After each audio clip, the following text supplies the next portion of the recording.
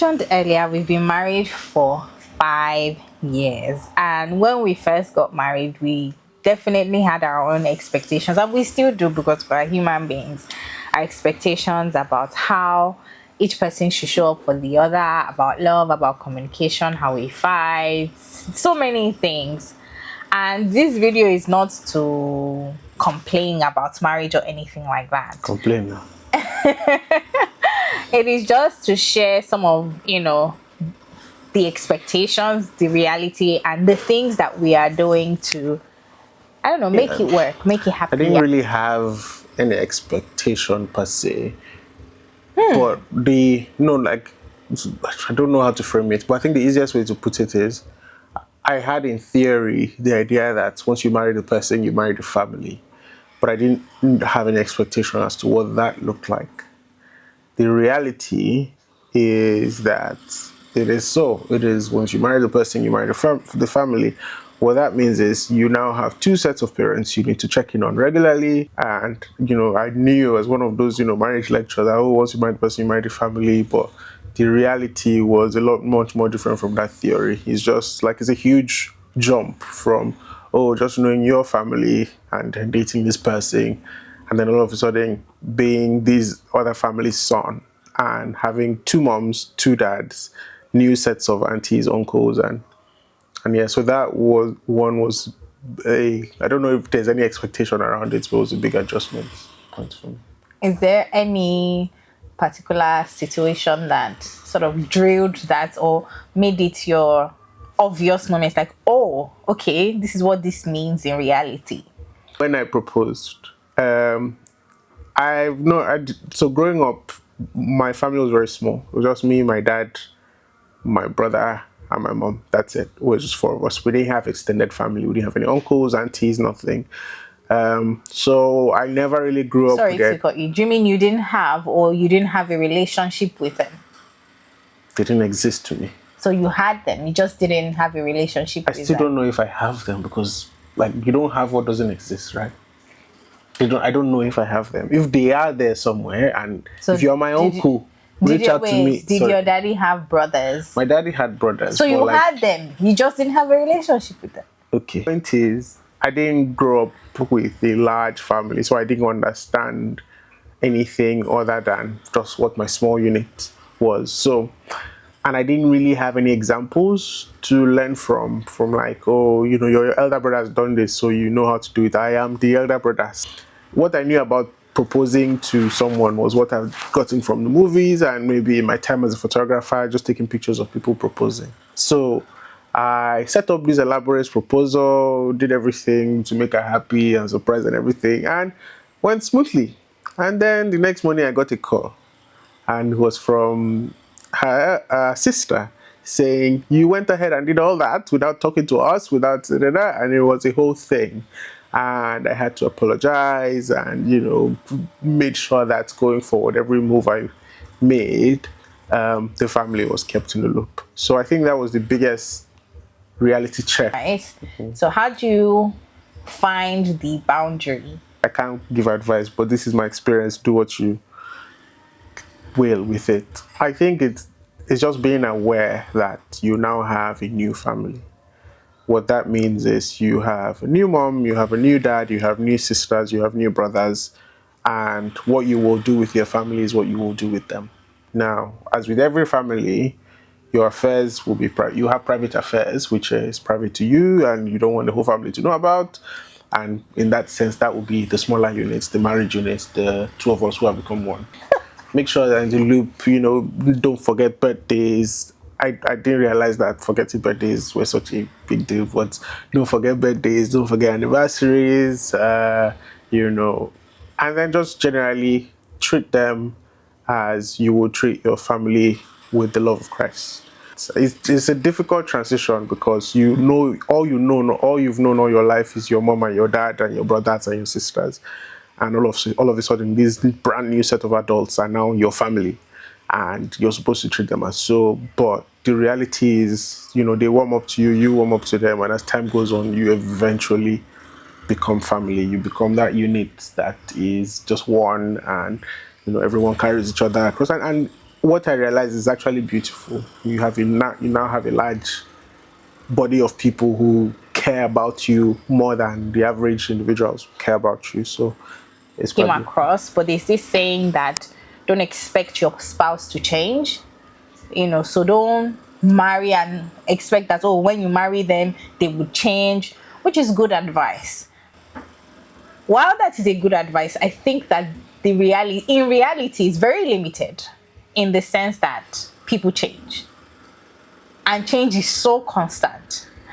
And so it's like, now that I'm in marriage 5 years down the line, I'm like, that is so limited. Yes, I married you for you, which is cool, Thank you. but so limited because you've changed. You're not the person that I married 5 years ago. How have I changed? I've changed.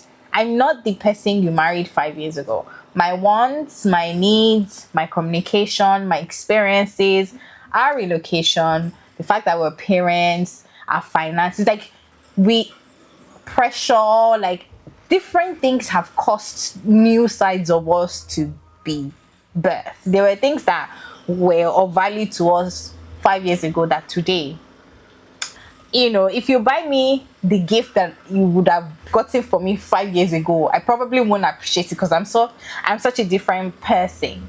While the basic thing, which is that heart for God, is still constant.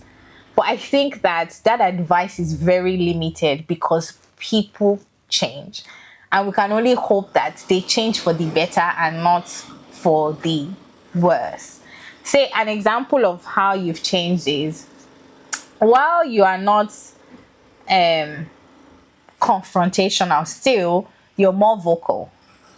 And I think you're a lot more confident than you were 5 years ago. But I'll say for me, it feels like the opposite. I feel like 5 years ago I was like, bullish. But then now I'm more like quiet. I think the point is like that expectation that, oh, if you're using check boxes and you're like taking all good advice about marriage, I think that it, those advice that or the advices you will get are good, but they're very limited because they're just humans' perspective. I think that it exposes the need for God in the sense that they say, oh, don't marry, don't think that they will change. But the truth is that they're going to change. But you never know what they're going to change into. I've seen situations where when they were dating, the guy was fantastic. There was no expectation that he would change, married you for who you are. And then they got married, and a couple of years down the line, he's somebody else. So how do you deal with that? And that is what I mean by it exposes the need for God in your decision making, so that either God gives you the right person that wouldn't change for the worse, that would destroy your personal life, or even if that change happens, he gives you the wisdom and the strength for it. So And then there's an expectation that once you're married is happily ever after, but the reality is that it's not happily ever after. And when you take that reality and add it to the permanence of it, then it takes you back to think about, okay, how much of making this happily ever after is down to me, and how much is, I think the point I'm trying to make is when you realize the permanence of it, then you realize how much more skin you have in the game and how much more you need to be the one to make it the happily ever after with God in the middle.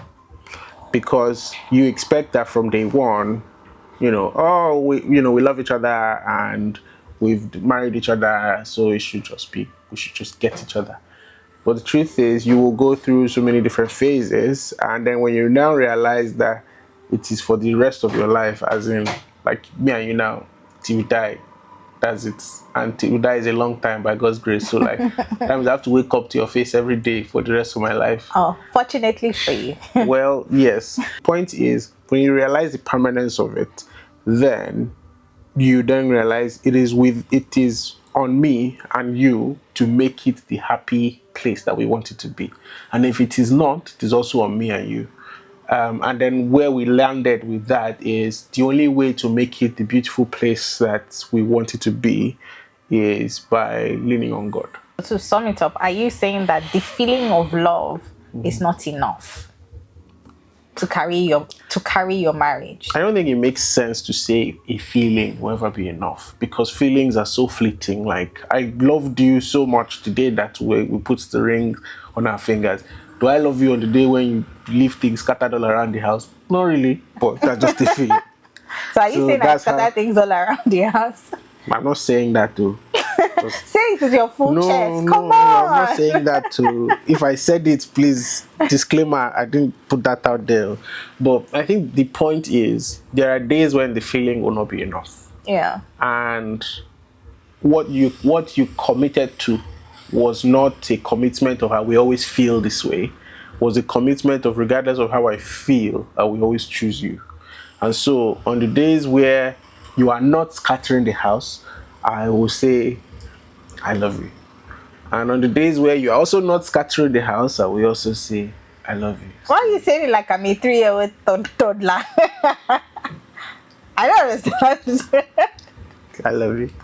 Hey, That's tomorrow. And that's a, in my mind, you protect from like friends or outsiders or like colleagues, but I never really thought about like the reality was that yes, you protect from friends, family, colleagues. No, not family, friends and colleagues and the outside world. But I never really thought about family included, and I never really expected.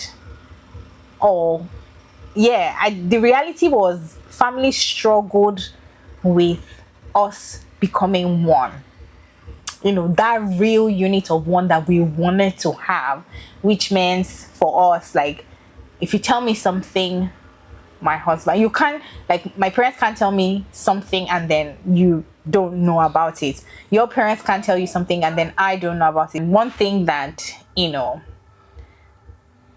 I remember is that silent, she means your family that will be there for you if your marriage fails. That's like, it was like a silent tone.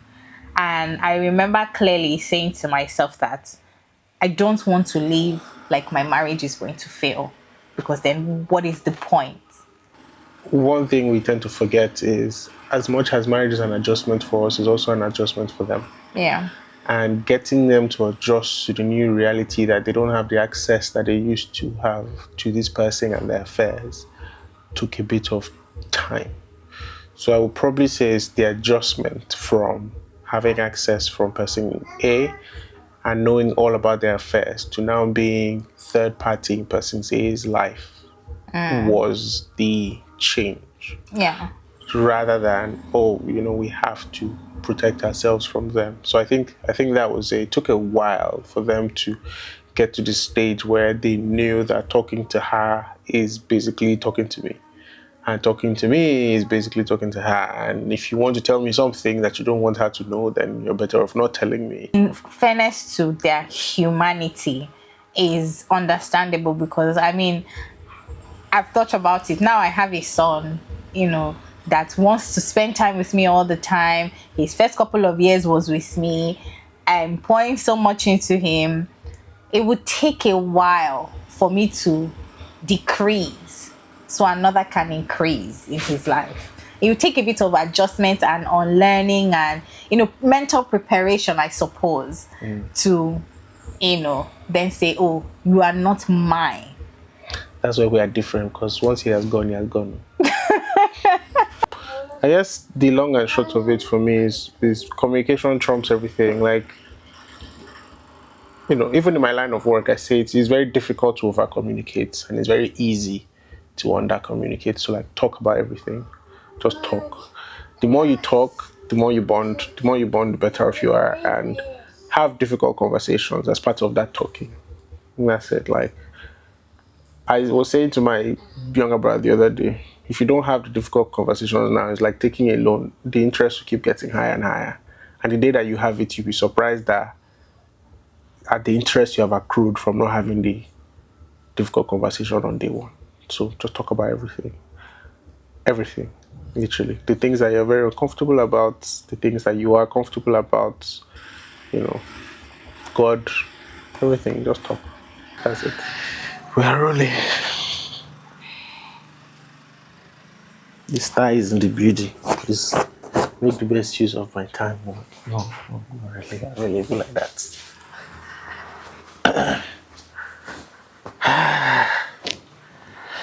All right, so what you got for me? Starboy is here. If you don't talk about marriage, you're not supposed to be close. Please, just. I'm just trying to lighten the mood now. Are you upset about something? I don't know. What are you Maybe. feeling? What are Huh? you upset about? Hmm? Tell me now, it's okay. Hmm? What's the problem? I don't know. I don't have the words So, to what is the emotion you're feeling? just upset. Why? I don't know. What made you upset? At Hmm? what point did you get upset? I don't know. Maybe. I don't know. Go ahead, maybe. Maybe when you were setting it up. What happened? When I said, is the noise cancelling on? Like, how do you turn it on? No. Maybe I'm upset because I feel like I still have to push for this and I'm not getting that like support, that drive from you. What does that look like? I don't know. Looking like as how I look. Oh, let's do this, let's try this. Enthusiasm, championing. This is me championing. This is my enthusiasm. This is me supporting. This is me. Like, you. This morning, I'm the one that say, how are we doing? Should we go and try this? Should we go and try this? Hey, came here, let's do it. Set it up. Make sure everything's right. This is me. I don't know what the picture you have looks like.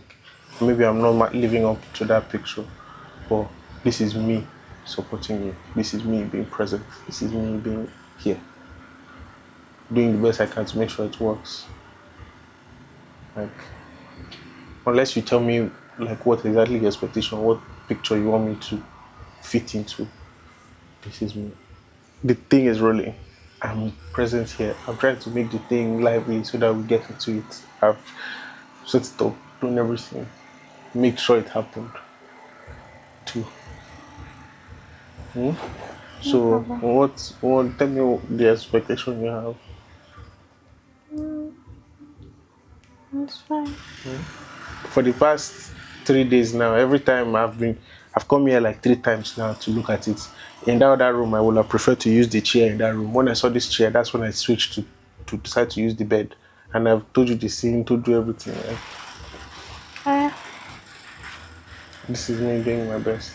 So do you want to? I'll cut the thing, take a minute, just reset, lighten up, and then we can do this thing. Because this mood is going. I can see the mood, which means anybody that's watching will see it as well, and that's not what you want. So do you want to take a minute, get some air, walk about, play with Aralua, and all of that, then come back to it? I'll just go and wait and come back. Yeah, go and really look in the mirror, do so that your face can be stretched. Then you come and do it. I'm serious, so those things help. We're talking. Bye bye.